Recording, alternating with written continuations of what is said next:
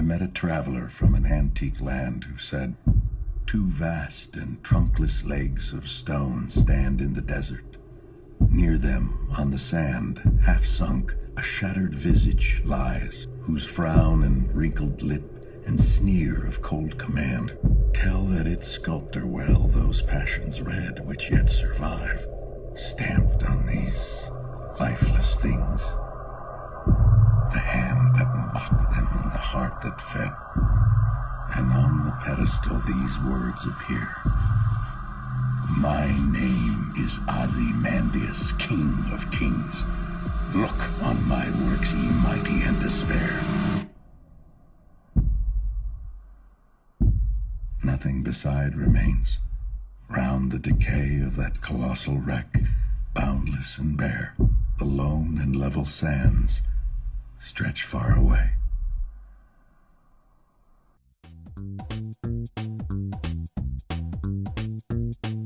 All right, welcome to Dual Redundancy, the only podcast Turned web show, turned ICTV show, turned blog.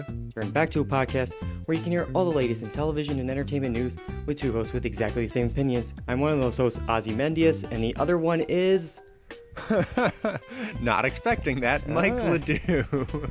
Hey man, I'm the king of kings, the king of podcasts, Mike. Yeah, you're the king of queens, okay? Hey. You're Kevin James. Nothing wrong with Kevin James. He had a successful sitcom for, I think it was like 10 years. He was a mall cop. Hey, was a grown-up. Grown Ups 2, Grown Ups 3, Grow Harder. 3 Grown-Ups 3D. Wow, man, let's get out of Kevin James, because boy, oh boy, was this episode just a nail biter. I remember telling you, Vince Gilligan said this may be the best episode in his opinion. I mean, the creator of the show, in his opinion, the best episode they have done, or at least his favorite anyways. What do you think of that? I can't think of anything that would top it. I mean, there's other episodes with great moments, like Crawl Space, or even 51 last year, some of the season 2 stuff. The show's full of great moments. But this, I think it was Bill Hader on Talking Dead. I saw someone quote him where he said that this is the episode that people have been wanting to see since the show began. Yeah. This is where everything hit the fan, where Walter Jr. finds out, where we get the Jane reveal, where we get everything. It all happened in this one episode, and I would love to say I'm satisfied, but I'm too heartbroken to be happy. Yeah. So are you saying you're watching Talking Dead or Talking Bad? No, I'm not. But I heard someone quote Talking Bad. No. A friend is watching Talking Bad and telling you. I would tell you if I was. I mean, right. Yeah. The guests they get for this episode, it's Dean Norris and Bill Hader. Like, for this episode of all episodes, you could pull in. Oh yeah, I think we should get the SNL guy. Let's get Bill Hader. Maybe have him be in character as like Stefan or something. That would have been awesome. I know. At least this Talking Bad has been getting a lot better guests than Talking Dead usually gets. Talking Dead gets like the makeup person or like the side character that was introduced 2 episodes before and then dies. Right. They're actually getting, I think they almost had the entire cast at this point. They might have not had Aaron Paul yet, but I'm sure he's coming. I think they did. Did they have Anna yet? I think they. I mean, it doesn't really matter to me. Yeah, but they've been doing good. And yeah, there's 2 more left, and holy crap, we got to just go right into this episode here and just break this thing down. Start. So this episode starts off with the very first cook. The water is starting to boil. That's the first thing we see, and I think it speaks a lot. The reaction is starting as Walter was saying.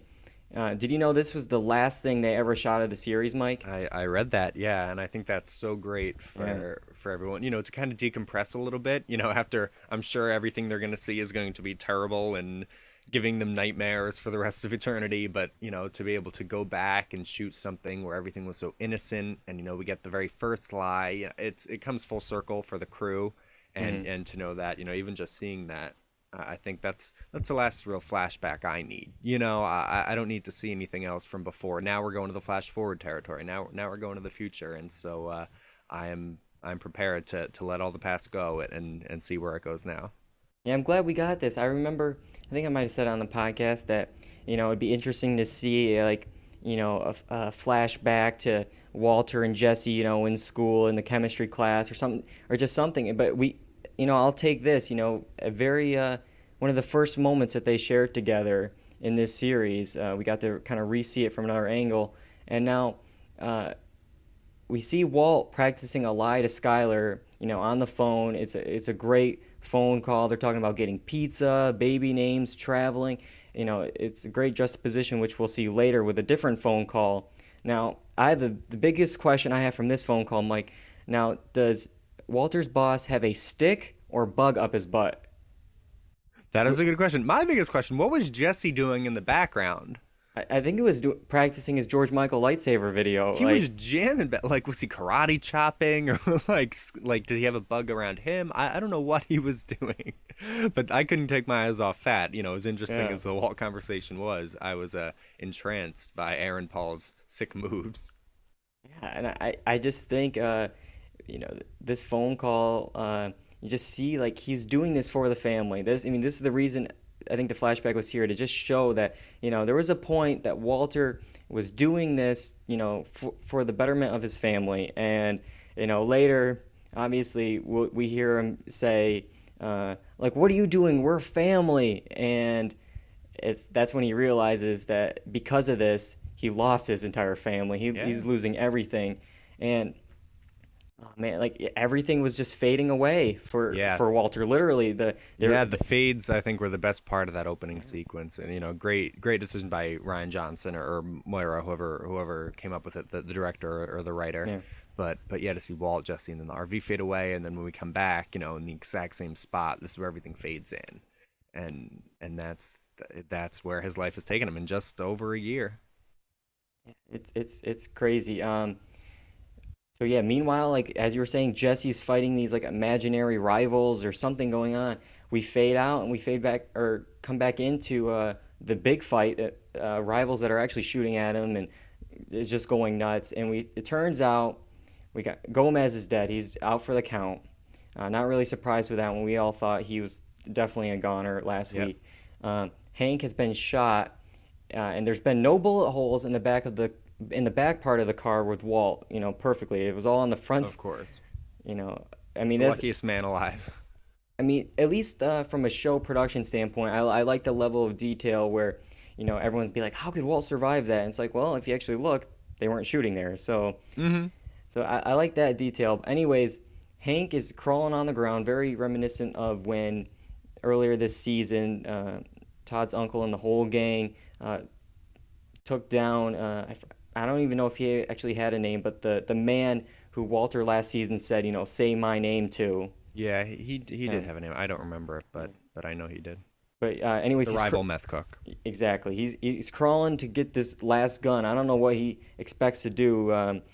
He's gonna get one shotgun, and there's 5 other guys with probably machine guns still out. But anyways, Hank is not going out just yet. No, and it reminded me of, even if, the shot to the leg, it reminds me of Hank's, losing his legs. It's the same thing is happening again.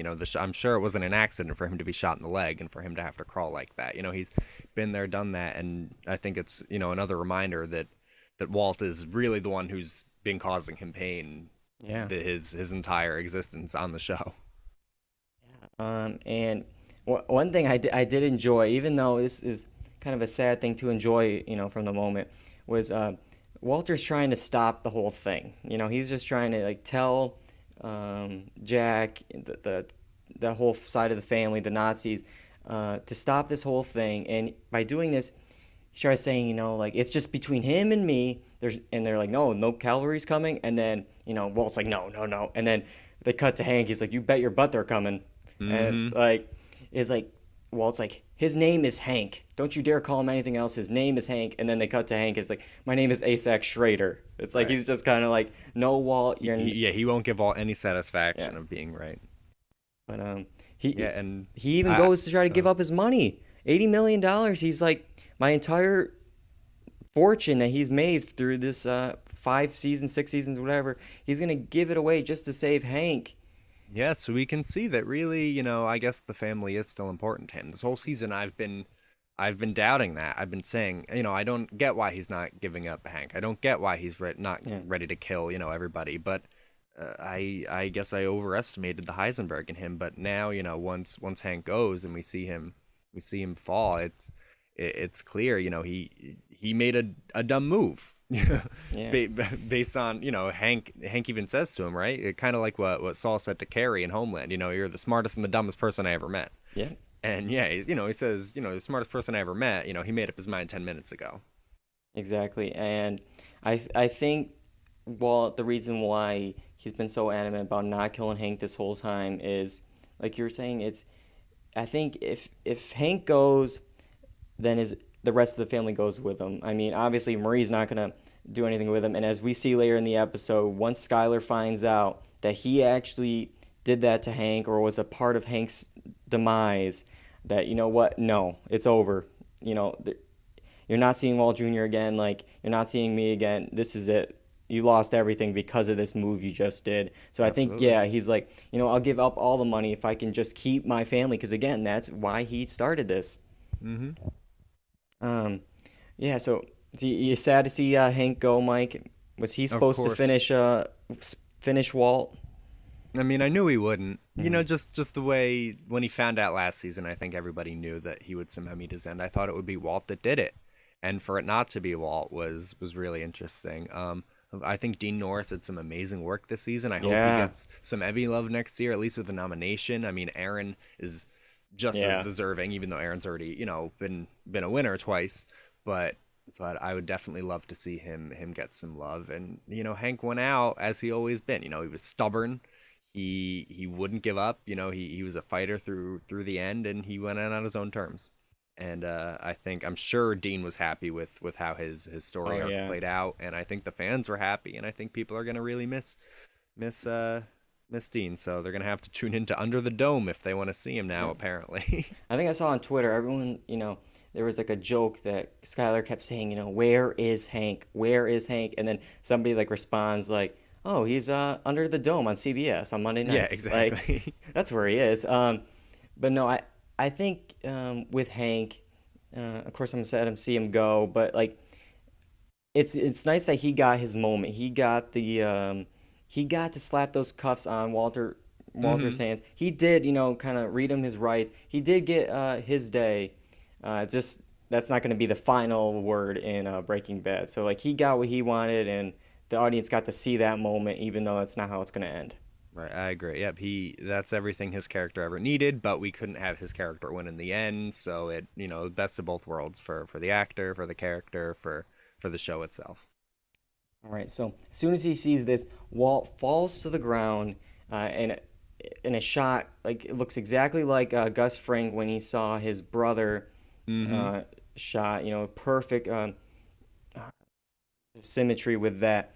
And people always also commented that it kind of looked like the ugly crying clown that Skylar had just sold in that flashback, that she was selling a crying clown on eBay, and he kind of looked like, a lying down crying maybe clown. He looked ridiculous. Yeah, and I think I saw a picture. I'm not sure if it's from exactly what it's from, but I think it's supposed to represent the Ozymandias poem. The poem, right? That I was going to talk about this earlier. In case our people don't know, I looked up what the poem is based on. It's based on a figure from long ago. But anyways, the story is a traveler who's seen an ancient monument in the desert. The giant legs remain. That's the only thing that's left of a statue of a king, the King of Kings. And it just shows that, this guy, while he drove just terror into the hearts of his enemies and did all this crazy stuff, he's fallen, and everything that he's accomplished, his whole empire is gone as well. He might have done these crazy, amazing things, and did some crazy stuff as Heisenberg did, as Walter White did, but in the end of the day, he's gone. And I think the image I saw online, which got this whole tangent, is a statue that was fallen. The sand kind of like rose up, but it was exactly the same as how Walt and Gus Fring were lying on their sides there. I think it's interesting. I did see that, and I think it's a real, obviously great planning Yeah. by Vince and everyone. I think it's interesting that Gus's moment, when his brother died, that was almost the catalyst that started his empire. Whereas Walt's, terrible moment,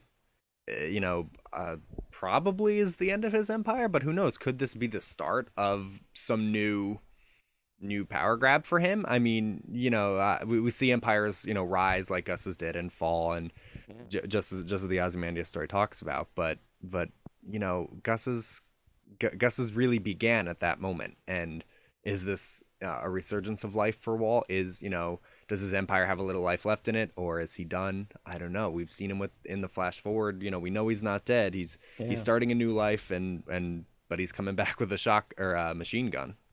So I don't know, man.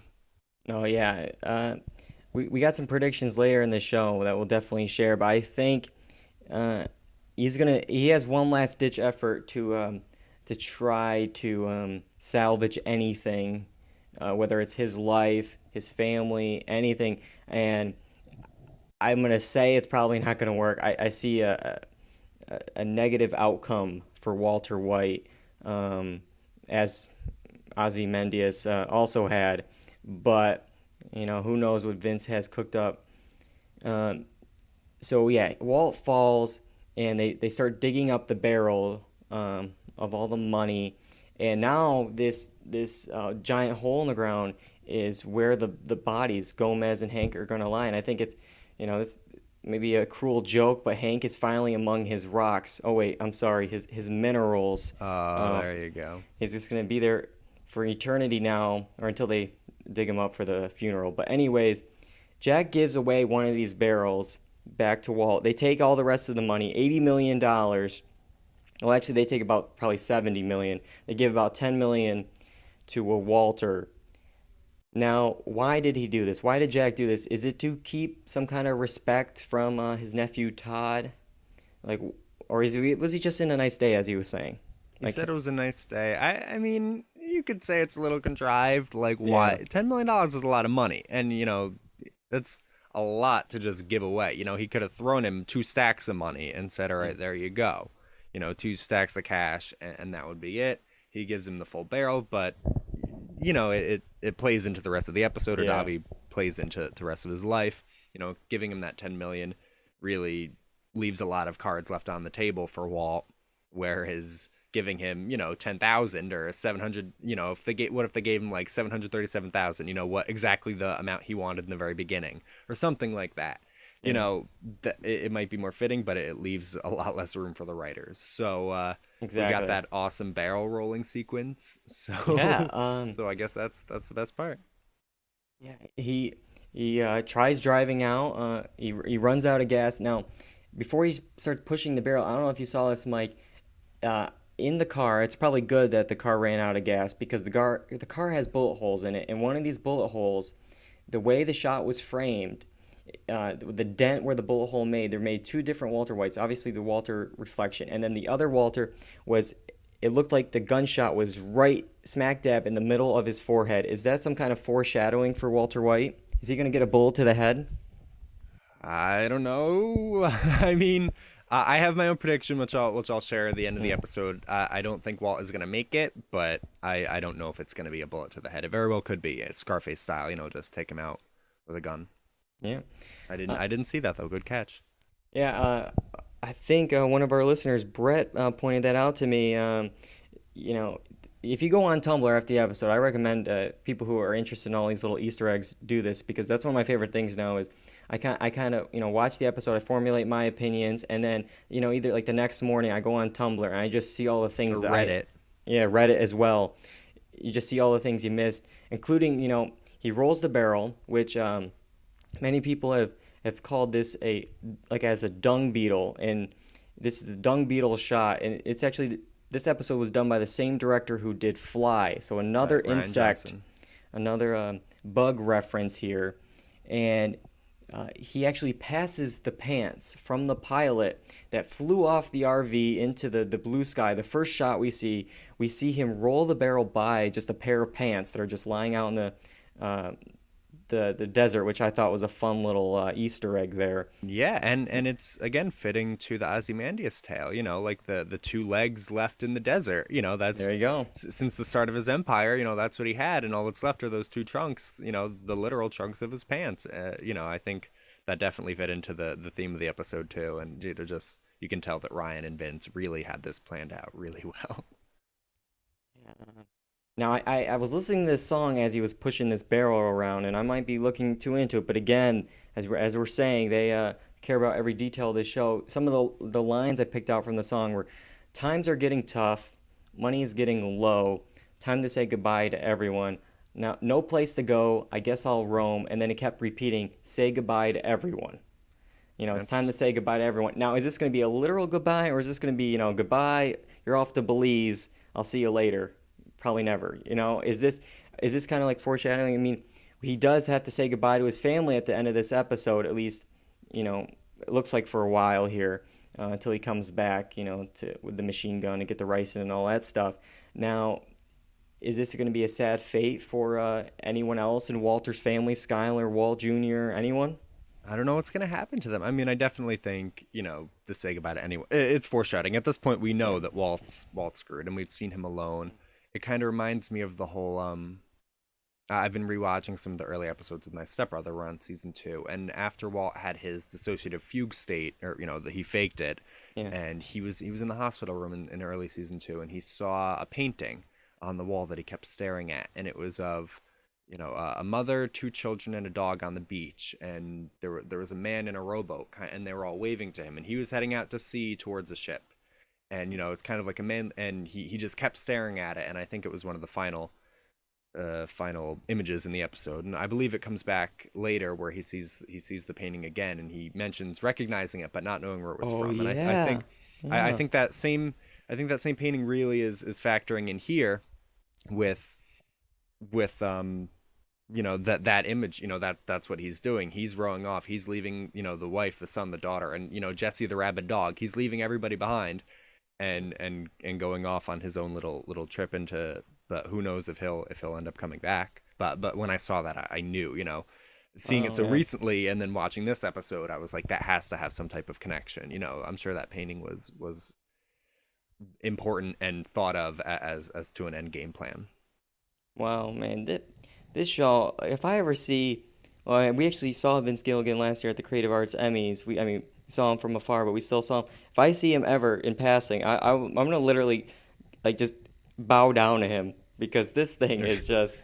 Or shake his hand.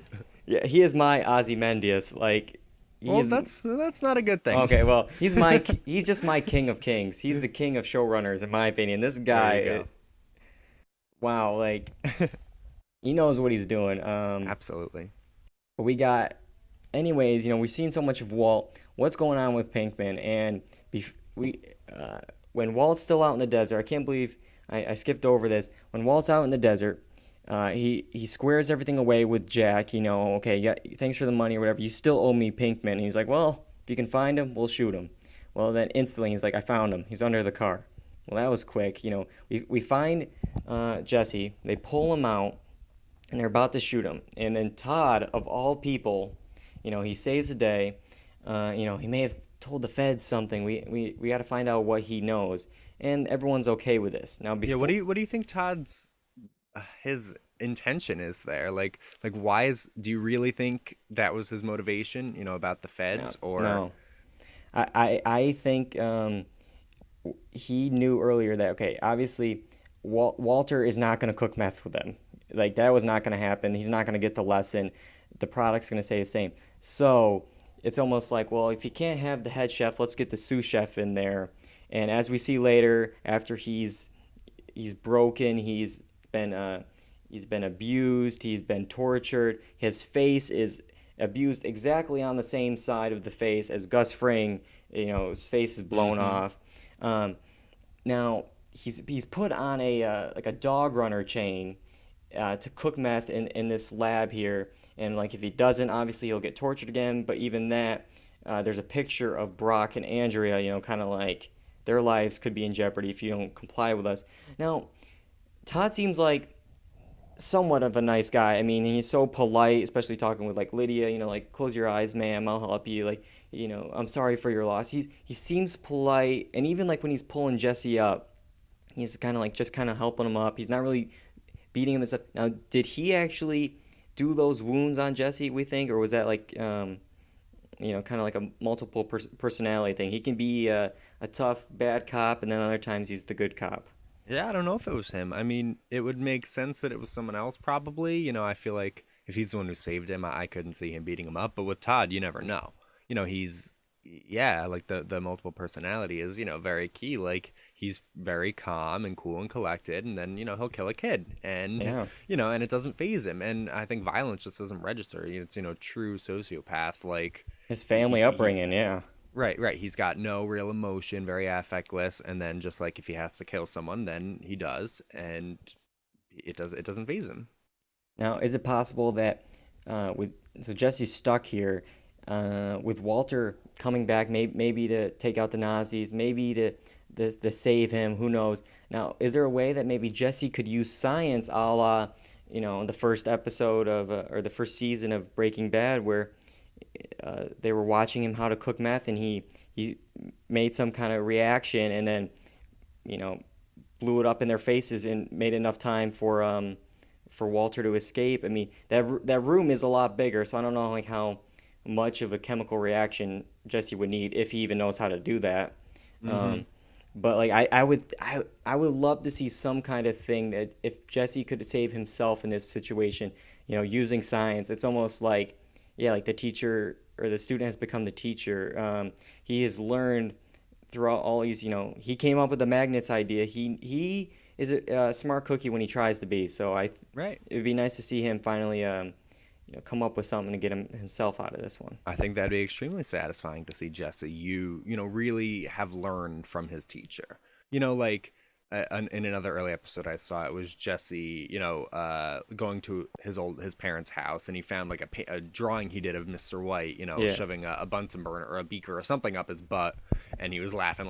He turns the paper over, and the paper, it was at the back of a test that he had gotten an F on, like a solid Yeah. F, and Walt had written, apply yourself or something, something very, you could tell he was just so disappointed in Jesse. And whether Walt is coming to save Jesse or to finish the job that the Nazis didn't finish, I would love to see them team up and to see Jesse almost make Walt proud, whether it's as the last thing he does or as maybe a stay of execution. Yeah. Now, I mean, speaking of Walt, before he's dragged away by Jack in the desert, Walt finally tells him, "I watched Jane die." And if Jesse didn't want to kill himself already between all the other stuff he's found out and has done, this I think is just he's never going to be happy again. There's no way this guy's going to ever smile, I feel like, at least for a long, long time.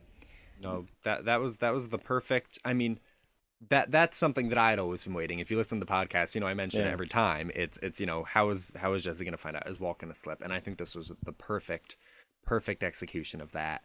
Walt almost gave it up in Fly, which was again directed by Ryan Johnson, the same director, and the writer of this episode co-wrote that. So you can tell it's Yeah. something they've cared about greatly.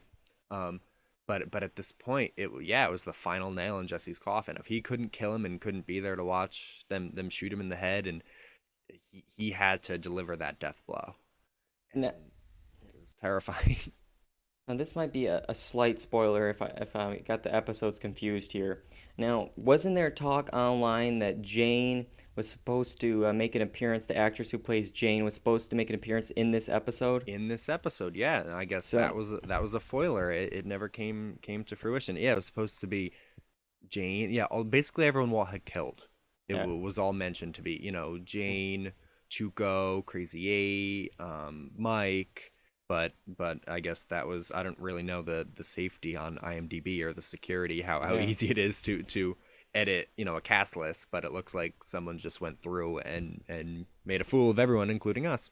Yeah, I mean, who knows? Maybe it's one of those things like they actually shot something, it was a deleted scene, it's been pushed to another episode, or like, yeah, like the scene could have been, this was better not been the scene because this would have been a terrible thing.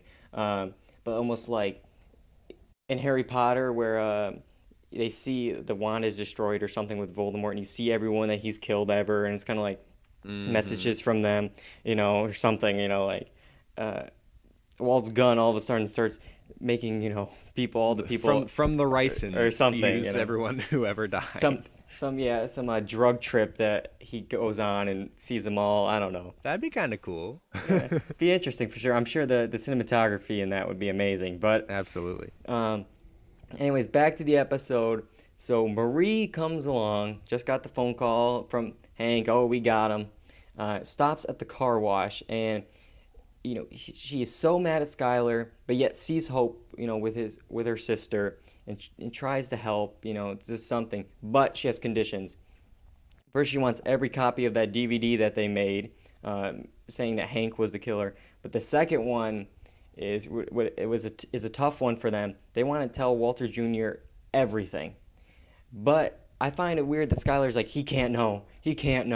And it's like, okay, well, if let's say Walter really is, arrested, like he was at that moment, and he finds out on the news, I think that's going to be much worse to hear it from, friends at school or, whatever, that all this stuff happens. He's going to find out. This is going to be like a top story, not only in Albuquerque, but I feel like in the country, on CNN. It's going to be huge news about this guy.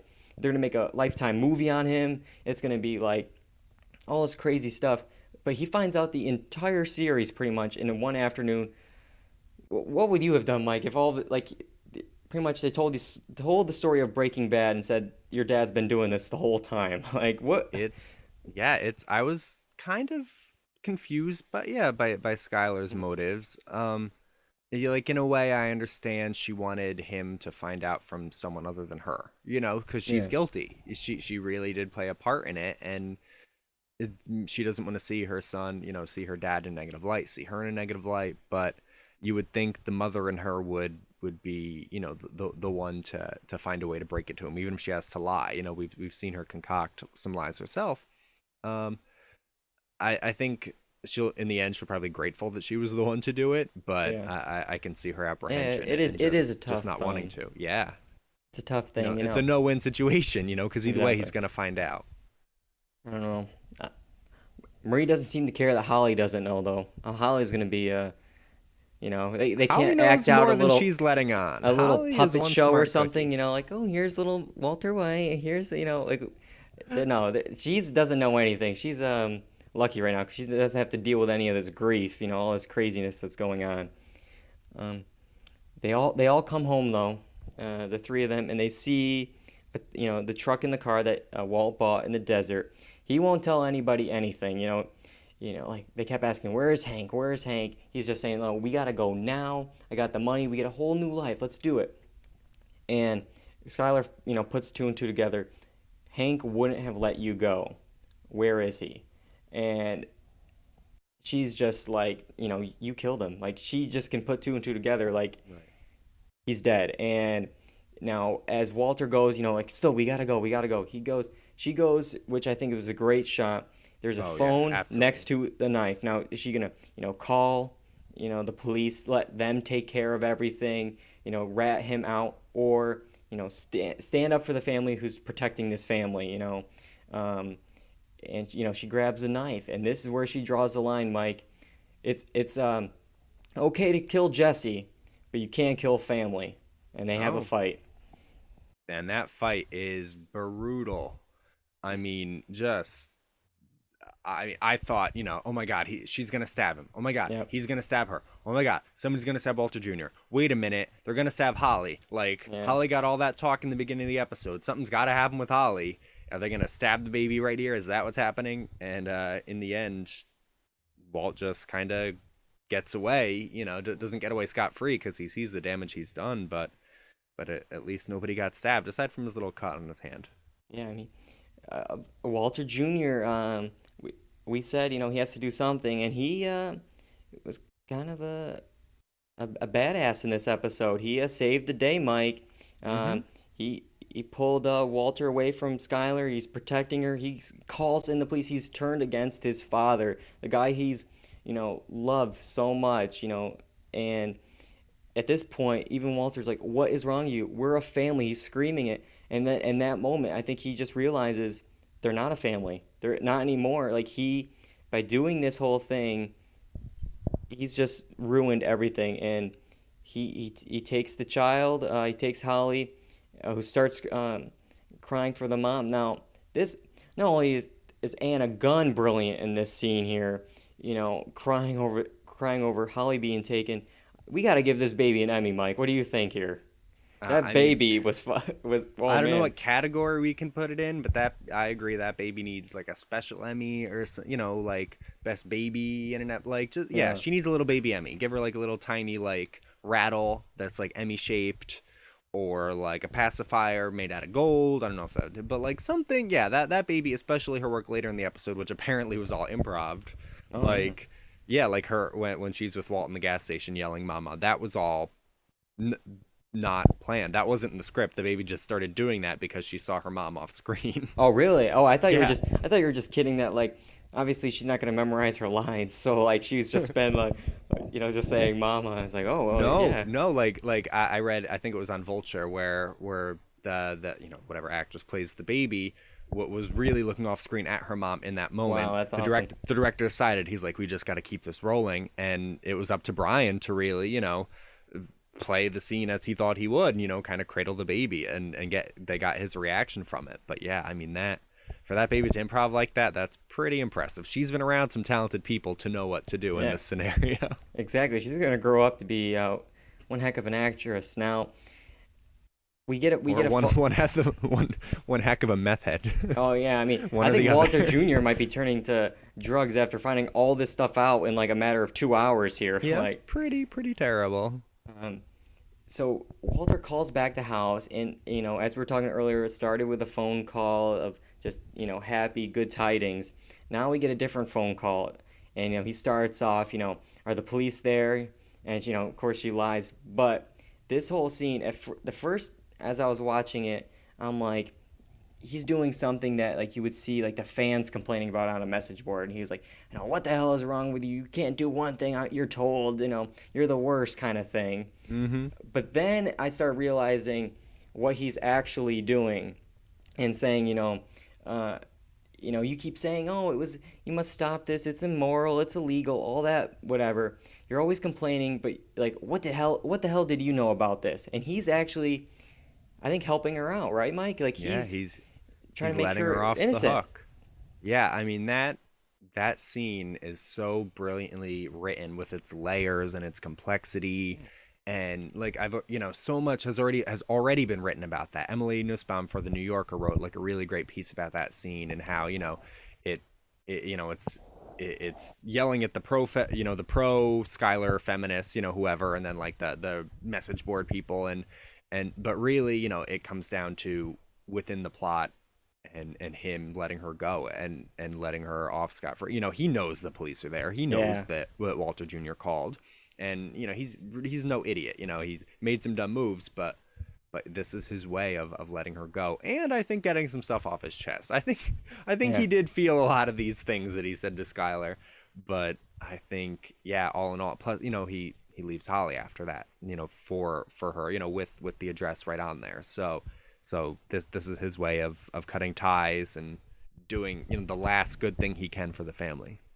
Yeah, I mean, obviously we don't know these last 2 episodes, and he's had a lot of great tapes, already this season. But I think this is Bryan Cranston's like almost finest hour. I mean, it starts off with the happy-go-lucky Walter that we see, and then we see just so many shades of Heisenberg. Like even in this phone call, they're asking, like, where is Hank? That whole thing, and he's crying. He's so distraught, but then he's trying to speak the lie, to speak Heisenberg through all that, and saying, like, you're never gonna see Hank again. Meanwhile, he's crying, like he's just doing like 300 emotions on his face, and it's just, I was just blown away by it. Like, it was perfect. Like, really, just about everything about this episode, there's very little to nitpick about. The one complaint we've come up with was the Nazis giving him that money, which it isn't too ridiculous, and just everything else was stellar work. Oh, yeah. I just want to bring up real quick now, Marie is sitting very calm at this at the house, this whole time here. It's been hours. It's late at night now.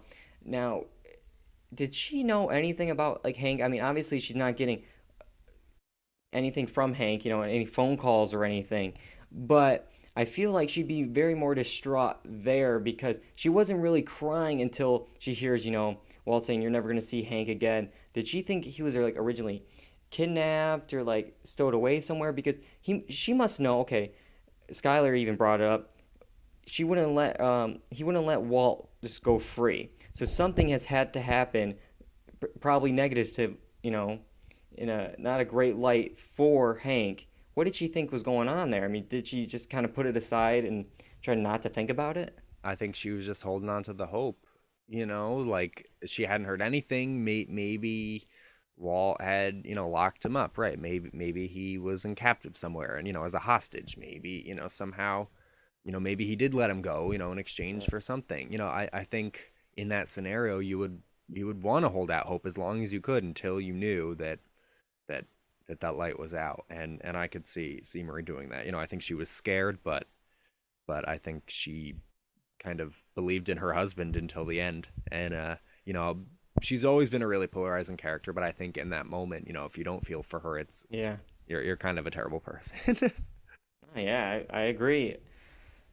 So now we have we're shown a game of chess now, which some users pointed out that it was made to show the king is moved, and it's actually like a moment or two from being checkmated. Like it's Oh, really? it's obviously Walter White is a drug kingpin, so a white king, you know, obviously is supposed to, I think, symbolize Walt here. So, I think it's definitely showing his days are numbered. But thankfully, baby Holly has been returned. I think Walt figures out, okay, I have just screwed everyone over. I've just made my family's life, Jesse's life, everyone's life just miserable. I haven't really hurt Holly yet. She's still pure. She's doesn't really know, anything that's going on. There's still hope for her, and I think this is him just saying, you know what, you know, at least somebody's gonna get out of this, hopefully on a somewhat positive note for her. Yeah, yeah, he knew that all that he what kind of life could he give her? It would be nothing but her, and all she wants is her mom, and he can't give her that. And yeah, yeah, it's his one chance to not screw up. By being there, Yeah. he would just screw up, and so by leaving her alone, it's really the most help he can ever give her. So Walt is just, you know, he's depressed here. His house of cards is fallen. He's waiting outside for his new identity from the mysterious guy in the van. He gets in. Now, what's going on next, Mike? Obviously we got the flash forward. Are we gonna next week? Are we gonna see? What are we gonna see? You think? I don't. Yeah, is it gonna jump ahead of the? I think we'll probably have one more. I don't know. I mean, I'm trying to think. It's called Granite Slate, right? Which is Probably someone almost on like a like blank. Yeah, it's kind of yeah, play on that. Yeah. yeah. I think it's Granite Slate. So it's not quite blank slate, but it's some type of slate starting over.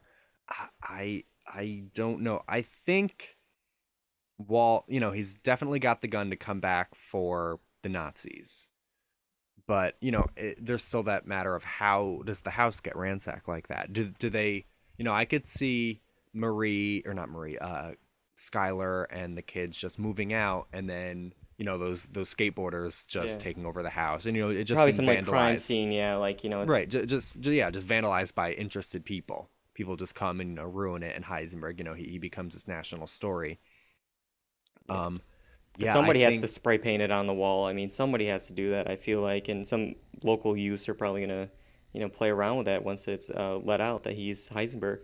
right, exactly, and so I think his machine gun is definitely for the Nazis. I don't know if I can't see them kidnapping Skylar or Walter Jr. Yeah. So, maybe is he jealous that Jesse is cooking and he just wants to end the meth once and for all? Does he want to take out Jesse? I can't see he and Jesse parting amicably, but maybe they do. Maybe they've both ruined each other's lives so Yeah. terribly that in the end, maybe Jesse does some science, he saves Jesse. There's still the matter of the ricin. I could see maybe Walt taking the ricin after he gets out. Or maybe he and Jesse split the ricin and they go down together in a blaze of glory. I don't know. But Butch Cassidy and Sundance Kid. Now, um, I saw something like maybe I'm just looking too much into it, but I mean, again, it was done for a reason. Jesse's always compared to a dog. I mean, problem dog, rabid yeah. dog. Mm-hmm. Episode titles. Um, they refer to him. Skylar says that as the van is driving away, we see a stray dog just run behind the van. So I think that's supposed to just say like maybe he has to come back for Jesse. Like there's a reason back there now. Originally, I could see him, like not caring at all about Jesse. Okay, Jesse's on his own now. He ratted me out. This is all over for Jesse. But, almost after the moment with Holly, that could be a moment where he's like, man, I really just messed this guy's life up. Like, maybe there's some decency still left in him that it's just, what? I screwed up my life. Maybe I can just help Jesse have a life now, and maybe he does come back. I think it goes into what one of our listeners, as I said, Brett, he messaged us and he said his prediction, and it goes well with that, I think. He says, I summed it up. Walt sees that the blue meth is still on the streets. Obviously, Right. It wasn't blue before because they don't know how to make it blue, but Jesse does. He knows Jesse's alive to be cooking it. So he's like, well, they went back on their word. They're holding him captive. He knows something's up. So he goes back to kill the Nazis and possibly save Jesse. Now, maybe this ricin, as you were saying, is used on Walt, on himself, because he figures, if I'm either captured by them, then I'll have to cook for them, or if the police finally end up catching me, I'm going to rot in prison. This way, he's kind of like, you know what? It's kind of like, okay, I think 2 or 3 days anyways to live, but I think when you take ricin, I think it's like a slow thing, isn't it? Right. Yeah, So, I believe so. So I think he has the time here to try to save Jesse and kind of leave him, make this dog find his home, kind of thing. Make him. I would love to see Jesse just have a somewhat peaceful life after all this. I mean, his life has really just gone down the tube after that one fateful day that he sees Walter White, come to his house and says, let's, break bad. So. Yeah, I think people want to see Jesse live, and I think with the ricin, because it does take so long and it's so innocuous, I think we may be looking at some type of Sopranos type ending where it's ambiguous. I think, maybe Walt does something, and then maybe, the last scene is him sitting down and eating something. And then, like, did he take the ricin and poison himself, or is he just eating something? You know what I mean? Like, maybe it's going to end before he dies, and we're meant to think, did he kill himself?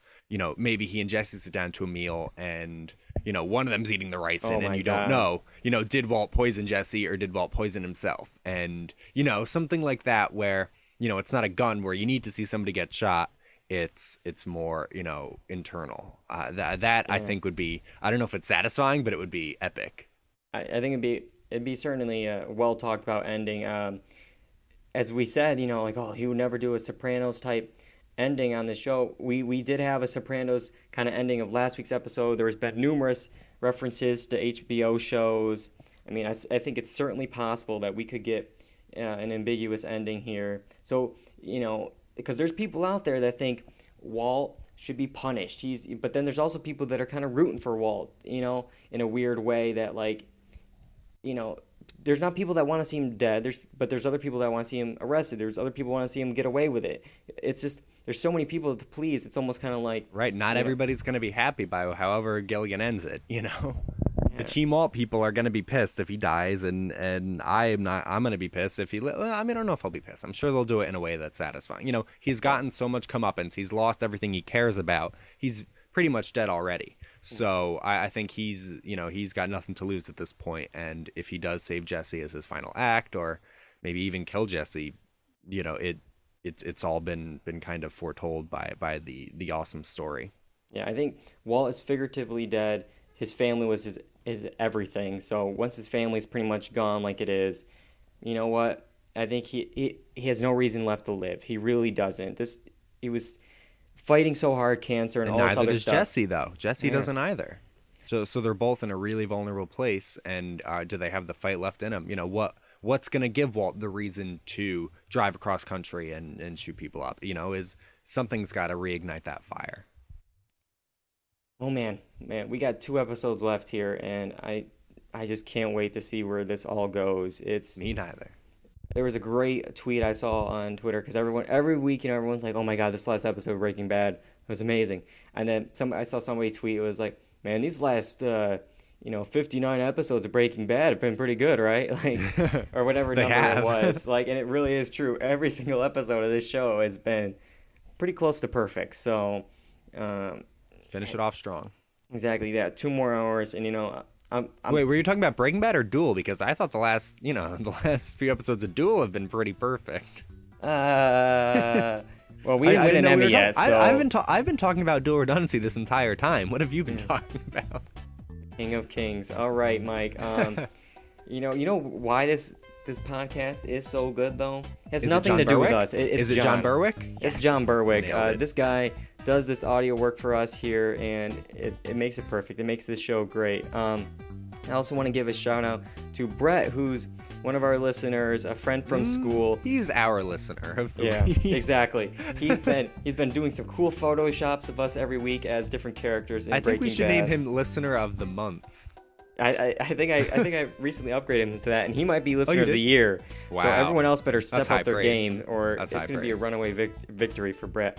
But even in this episode, after the episode ended, he sent some great stuff, like some research that he'd done and saw on the internet, and I used to help come up with some of these Easter eggs that, because I can't find them all here.